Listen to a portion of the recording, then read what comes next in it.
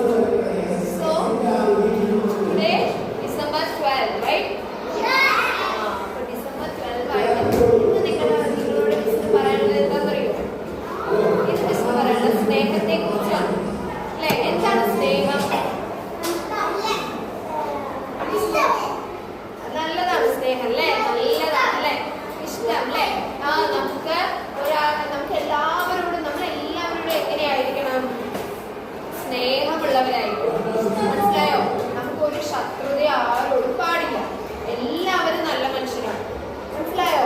ഇപ്പൊ കള്ളന്മാരാണെങ്കിലും അല്ലേ, പിടിച്ചുപറി ചെയ്യുന്നവരൊക്കെ ആണെങ്കിലും അവരും നല്ല മനുഷ്യരാണ്. അവരുടെ സാഹചര്യം കൊണ്ടാണ് അവരെന്താവുന്നത്?